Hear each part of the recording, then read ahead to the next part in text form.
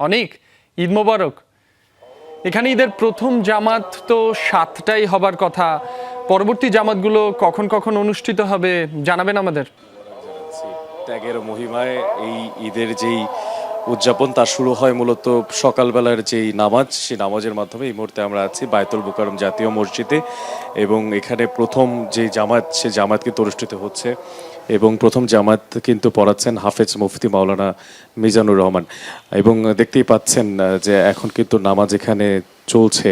একটু আপনার প্রশ্নের উত্তরটা দিয়ে রাখতে চাই যে বায়তুল মোকাররম জাতীয় মসজিদে আজকে সারাদিনে প্রায় 5টা, নির্দিষ্ট করে 5টা জামাত অনুষ্ঠিত হবে। তার মধ্যে একটা ঠিক ঘড়ি ধরে 7টা বাজে শুরু হয়ে গেল, এরপরে ঠিক 8টা, 9টা, 10টা এবং 11:15 এই সময়টাতে কিন্তু পরবর্তী যে জামাতগুলো, সেই জামাতগুলো কিন্তু অনুষ্ঠিত হবে।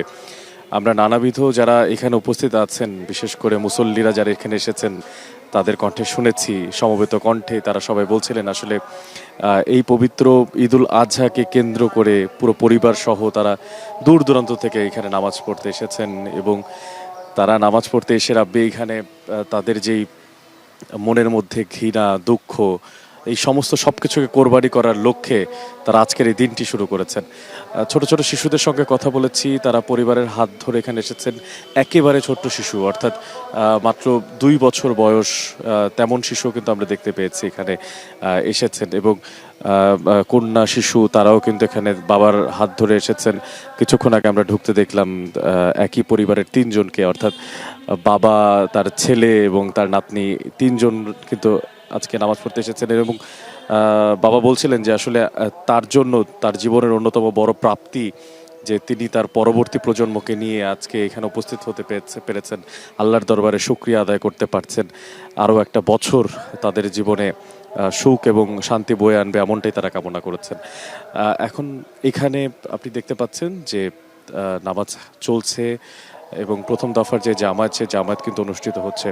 আবারও একটু জানিয়ে রাখতে চাই, প্রথম দফার যে জামাত সেটি কিন্তু সকাল 7টা বাজে শুরু হয়েছে এবং এই সকাল 7টা বাজে শুরু হওয়া যে জামাত, সেটা কিন্তু যিনি ইমামতি করছেন তিনি হাফেজ মুফতি মাওলানা মিজানুর রহমান, যিনি সিনিয়র পেশ ইমাম বায়তুল মোকাররম জাতীয় মসজিদের।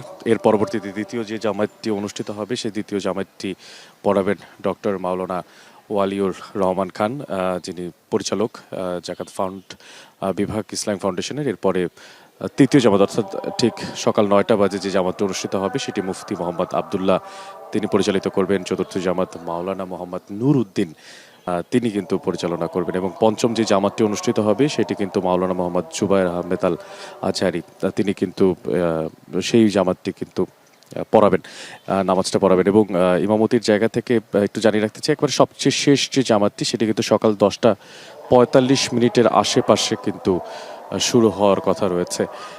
আইন শৃঙ্খলা রক্ষাকারী বাহিনীর একটু যদি তৎপরতার কথা বলি, তাহলে কিছুটা ঢিলে ঢালা পরিস্থিতিতেই কিন্তু আইন শৃঙ্খলা রক্ষা বাহিনীর যারা সদস্যরা তারা কিন্তু এখানে উপস্থিত আছেন, যেহেতু ঈদের একটা সময় এবং বলা যায় ঈদুল আজহা উদযাপনের যে শুরুটা এই মসজিদ প্রাঙ্গণ থেকেই হয় বিভিন্ন জায়গায়, বিভিন্ন এলাকাতে, এবং জাতীয় মসজিদে সেই নিরাপত্তাটা কিন্তু আরও বেশি জোরদার থাকে। যে গেটটিতে আমরা আছি পূর্ববাসী, সেই গেটটিতে কিন্তু এখন পর্যন্ত আইনশৃঙ্খলা রক্ষাকারী বাহিনীরা শান্তিপূর্ণভাবে কাজ করে যাচ্ছেন এবং বিভিন্ন যারা গণমাধ্যম কর্মীরা আছেন এবং পাশাপাশি যারা মুসল্লিরা আছেন তারাও খুব শান্তিপ্রিয়ভাবেই আসলে এই সময়টা শুরু করেছেন। একটু জানিয়ে রাখতে চাই, ধর্মপ্রাণ মুসলমানরা ঈদুল আজহার এই দিনটিতে নিজেদের মধ্যেকার যেই হিংসা, বিদ্বেষ সব কিছু ভুলে গিয়ে মহান আল্লাহ তাআলার কাছে সমর্পণ করেন প্রিয় পশুটি এবং সেই পশুটিকে কোরবানি করার মাধ্যমে তারা সারা বছরের এবং সারা পৃথিবীর যেই সমস্ত বাজে সময় তারা কাটান, সেই সমস্ত সময়গুলোকে তারা ভুলে গিয়ে নতুন করে আবারও শুরু করতে চান এবং সেই শুরুটার মূলত যে যাত্রা, সেই যাত্রাটি হচ্ছে মসজিদ প্রাঙ্গণ থেকে। আমরা বায়তুল মোকাররম জামে মসজিদে যারা এসেছেন তাদের সঙ্গে কথা বলেছি, তাদের মধ্যে যেমনটা বলছিলাম যে বাবা, নাতনি এবং ছেলে 3জন এখানে উপস্থিত হয়েছেন। তার পাশাপাশি আরও একটা চিত্র দেখতে পাচ্ছিলাম যে ছোট ছোট শিশুরা যখন নানা কিংবা দাদার হাত ধরে মসজিদে আসছেন, তাদের আসলে আনন্দের শেষ নেই। তাদের চোখের দিকে তাকালে যে উচ্ছ্বাস দেখতে পাওয়া যায় সেটি পবিত্রতার সর্বোচ্চ অনুভূতিটুকু কিন্তু জানান দেয়। রাব্বি, এই ব্যাপারটা আসলে একটু আরেকটু জানিয়ে রাখতে চাই, আইন শৃঙ্খলা বাহিনীর সদস্যরা এখানে যারা উপস্থিত আছেন বিশেষ করে মুসল্লিদের নিরাপত্তার জন্য, সেখানে কিন্তু যারা সামরিক বাহিনীর সদস্য তারা উপস্থিত আছেন। এছাড়াও আমরা পুলিশের সদস্যদেরকে উপস্থিত দেখেছি, নানাবিধ যে সমস্ত আইন শৃঙ্খলা রক্ষাকারী বাহিনীর সদস্যরা। একটু জানিয়ে রাখতে চাই যে আসলে এই মুহূর্তে প্রথম যেই জামাত, সেই জামাত কিন্তু শেষ হলো এবং দেখতে পাবেন যে আসলে প্রথম জামাত শেষ হওয়ার সাথে সাথে দ্বিতীয় জামাতে যারা এখানে এসেছেন তারাও কিন্তু ঢুকতে শুরু করে দিয়েছেন এবং অর্থাৎ প্রথম জামাত শেষ হয়ে একেবারে মোনাজাত শেষ হওয়ার আগে কিন্তু দ্বিতীয় জামাত এখানে ঢুকে যাচ্ছেন এবং তারা কিন্তু তাদের যে নির্ধারিত জায়গা সেই নির্ধারিত জায়গায় চলে যাচ্ছেন। আর এই পুরো জায়গাটাই বলা যায় যে একটা উৎসব মুখর পরিবেশ তৈরি হয়ে আছে। কিছুক্ষণের মধ্যেই আমরা আসলে যখন তারা বের হচ্ছেন নামাজ পড়ে তাদের ঈদের যে কোলাকুলি, সেই কোলাকুলিটা নিশ্চয়ই দেখতে পাবো এবং শিশুদের যেই উচ্ছ্বাস, সেই শিশুদের উচ্ছ্বাসটা কিন্তু আরও স্পষ্টভাবে ধরা পড়ছে এই মসজিদ প্রাঙ্গণে। কারণ এইখানে তারা আসছেন, অনেক দূর দূরান্ত থেকে আসছেন, পরিবারের সদস্যদেরকে নিয়ে আসছেন।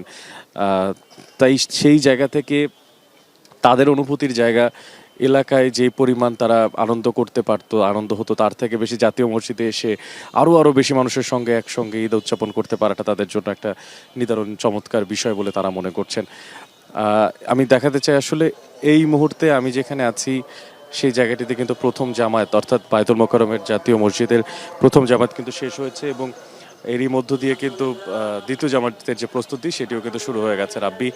এবং শেষমেশ বলতে চাই আসলে ত্যাগ তিতিক্ষার মাধ্যমে শেষ হচ্ছে প্রথম জামাত, মানে ত্যাগ তিতিক্ষার এই কোরবানির ঈদ, সেই ঈদকে উদযাপন করার জন্য প্রথম জামাত শেষ করে বাড়ি ফিরে যাচ্ছেন মুসল্লিরা। রাব্বি।